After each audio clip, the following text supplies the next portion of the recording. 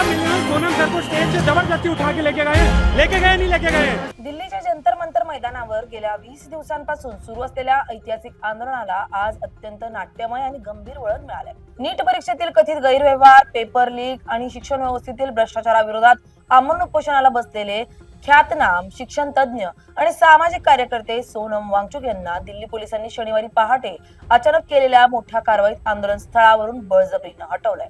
त्यांच्या उपोषणाचा आज 21वा दिवस सुरू होत असतानाच पोलिसांनी संपूर्ण जंतर मंतर परिसराला छावणीचं स्वरूप देऊन वांगचुक यांना अत्यंत गुप्त पद्धतीने ताब्यात घेतलाय आणि सफदरजंग रुग्णालयात दाखल केलंय। पोलिसांच्या या धक्कादायक आणि अचानक झालेल्या कारवाईमुळे जंतर मंतरवर उपस्थित असलेले हजारो विद्यार्थी, तरुण आणि आंदोलक कार्यकर्ते प्रचंड आक्रमक झालेत। संपूर्ण परिसरात तणावाचं वातावरण निर्माण झालंय। या संपूर्ण कारवाई मागे दिल्ली हायकोर्टाचे आदेश आणि वैद्यकीय तातडीचं कारण असल्याचं दिल्ली पोलिसांकडून सांगण्यात येत आहे। गेल्या काही दिवसांपासून सोनम वांगचुक यांच्या आरोग्याची स्थिती कमालीची खालावत चालली होती। सलग 20 दिवस अन्नत्याग केल्यामुळे त्यांच्या शरीराचं वजन जवळपास 20% घटलं होतं। तसंच रक्तातील साखरेचं प्रमाण अत्यंत धोकादायक पातळीवर पोहोचलं होतं। डॉक्टरांनी दिलेल्या वैद्यकीय अहवालानुसार वांगचुक यांच्या शरीरातील अंतर्गत अवयव निकामी होण्याचा मोठा धोका निर्माण झाला होता।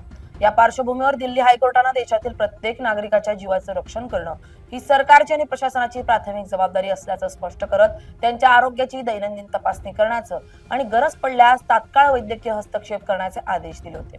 त्यानुसार नवी दिल्लीच्या उपायुक्त कार्यालयानं अधिकृत निवेदन जारी करून स्पष्ट केलंय की तज्ञ डॉक्टरांच्या सल्ल्यानुसार आणि न्यायालयाच्या मार्गदर्शक तत्वांचं पालन करत सोनम वांगचुक यांच्या जीवाला असलेला धोका टाळण्यासाठी त्यांना रुग्णालयात हलवण्यात अनिवार्य होतं। पहाटेच्या अंधाराचा फायदा घेत दिल्ली पोलिसांनी ही कारवाई अत्यंत नियोजनबद्ध रीतीने पार पाडली आहे। शेकडो पोलीस कर्मचाऱ्यांनी अचानक जंतर मंतर मैदानात प्रवेश केलाय आणि वांगचुक यांच्या आंदोलन कक्षाला वेढा घातला। पोलिसांनी आंदोलकांवर आणि माध्यमांवर नजर पडू नये म्हणून पांढऱ्या चादरींचे एक मोठे मानवी कवच तयार केले। या कवचाच्या आडून सोनम वांगचुक यांना अत्यंत वेगानं उचलून पोलिसांच्या वाहनात बसवण्यात आले। या अनपेक्षित कारवाईमुळे आंदोलनस्थळी एकच गोंधळ उडाला। तिथे उपस्थित असलेल्या कार्यकर्त्यांनी पोलिसांचा ताफा रोखण्याचा आतोनात प्रयत्न केला, मात्र प्रचंड पोलीस बलामुळे आंदोलकांचा हा प्रयत्न अपयशी ठरलाय। वांगचुक यांना घेऊन पोलिसांच्या गाड्या तातडीनं सफदरजंग रुग्णालयाच्या दिशेने रवाना झाल्या। या कारवाईच्या वेळी जंतर मंतरवर उपस्थित असलेल्या कार्यकर्त्यांनी केंद्र सरकार आणि दिल्ली पोलिसांच्या विरोधात जोरदार घोषणाबाजी करत परिसर दणाणून सोडला होता। पोलिसांच्या या कारवाईनंतर आंदोलनाचं नेतृत्व करणाऱ्या कॉक्रोच जनता पार्टीचे सीजेपीचे कार्यकर्ते आणि विद्यार्थी कमालीचे संतप्त झाले। पक्षाचे प्रवक्ते सौरभ दास आणि आशुतोष रंका यांनी पोलिसांवर अत्यंत गंभीर आरोप केलेत। पोलिसांनी शांततापूर्ण मार्गाने आंदोलन करणाऱ्या विद्यार्थ्यांवर अमानुष लाठीमार केला असून अनेकांना मारहाण केल्याचा दावा कार्यकर्त्यांनी केलाय। या गोंधळाच्या वातावरणात कॉक्रोच जनता पार्टीचे संस्थापक आणि प्रमुख रणनीतिकार अभिजित दिपके यांना पोलिसांनी ताब्यात घेतलं असून त्यांना अज्ञात स्थळी नेण्यात आलंय। दिपके यांनी सोशल मीडिया प्लॅटफॉर्मवर पोस्ट शेअर करत आपल्याला पोलिसांनी मारहाण करून बेकायदेशीरपणे ताब्यात घेतल्याचा आरोप केलाय।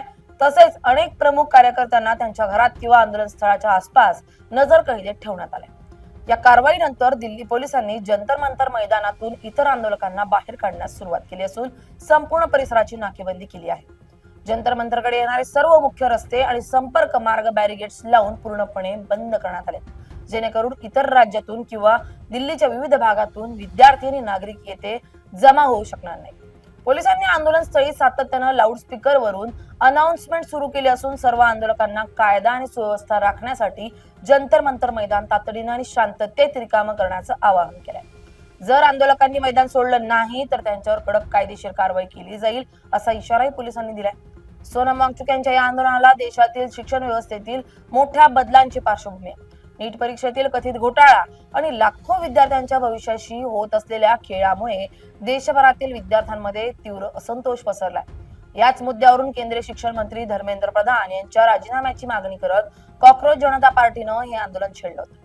या आंदोलनाला धार देण्यासाठी सोनम वांगचुक यांनी 28 जून पासून जंतर मंतरवर आमरण उपोषण सुरू केलं होतं। वांगचुक यांनी आपल्या उपोषणादरम्यान एका मध्यरात्री जाहीर केलेल्या व्हिडिओ संदेशात म्हटलं होतं की जर देशात केवळ कांद्यांचे दर वाढल्यामुळे सरकारे कोसळू शकतात तर लाखो मुलांच्या शिक्षणाचा आणि भविष्याचा प्रश्न उपस्थित झाल्यावर देश गप्प कसा राहू शकतो। भारतातील जनतेला त्यांच्या मुलांचं भविष्य कांद्यापेक्षा नक्कीच जास्त प्रिय आहे असं भावनिक आवाहन त्यांनी देशवासियांना केलं होतं। वांगचुक यांच्या या आंदोलनाला देशातील प्रमुख विरोधी पक्षांनी आणि विविध सामाजिक संघटनांनी मोठा पाठिंबा दिला होता। दिल्लीचे माजी मुख्यमंत्री अरविंद केजरीवाल, समाजवादी पक्षाच्या खासदार डिंपल यादव यांच्यासह अनेक बड्या नेत्यांनी जंतर मंतरवर जाऊन वांगचुक यांची भेट घेतली होती आणि केंद्र सरकारच्या असंवेदनशीलतेवर तीव्र टीका केली होती. मनोरंजन क्षेत्रातील कलाकारांनीही सोशल मीडियाच्या माध्यमातून या आंदोलनाला समर्थन दिलं होतं. सोनम वांगचुक यांनी डॉक्टरांच्या सर्व इशाऱ्यांना फेटाळून लावत जोपर्यंत सरकार त्यांच्या मागण्यांवर ठोस पावलं उचलत नाही तोपर्यंत उपोषण मागे घेणार नसल्याचा निर्धार व्यक्त केला होता. तसेच त्यांनी आगामी 20 जुलै रोजी संसद अधिवेशनाच्या पहिल्याच दिवशी देशातील सर्व नागरिक आणि विद्यार्थ्यांना चलो संसद मार्च मध्ये मोठ्या संख्येनं सहभागी होण्याचं आवाहन केलं होतं. सध्या सोनम वांगचुक यांना सफदरजंग रुग्णालयाच्या अतिदक्षता विभागात डॉक्टरांच्या कडक देखरेखीखाली ठेवण्यात आलं असून त्यांच्यावर आवश्यक ते वैद्यकीय उपचार सुरू करण्यात आले. त्यांच्या प्रकृतीची चिंता देशभरातील कोट्यावधी लोकांना लागून राहिली आहे. दुसरीकडे पोलिसांनी जंतर मंतरवरील आंदोलन बळाचा वापर करून दडपण्याचा प्रयत्न केल्यामुळे विद्यार्थी संघटना आणि कॉक्रोच जनता पार्टीनं आंदोलनाची व्याप्ती आणखी वाढवण्याचा इशारा दिला. वांगचुक यांना रुग्णालयात नेलं तरी विद्यार्थ्यांचा लढा थांबणार नाही आणि 20 जुलैचा संसद मार्च कोणत्याही परिस्थितीत यशस्वी केला जाईल असा निर्धार आंदोलकांनी व्यक्त केला. दिल्लीतील या अचानक झालेल्या घडामोडींमुळे राजकीय वातावरण प्रचंड तापलं असून आगामी संसद अधिवेशनात या मुद्द्यावरून सरकार आणि विरोधकांमध्ये मोठा संघर्ष होण्याची शक्यता निर्माण झाली आहे. Bureau report LS Marathi.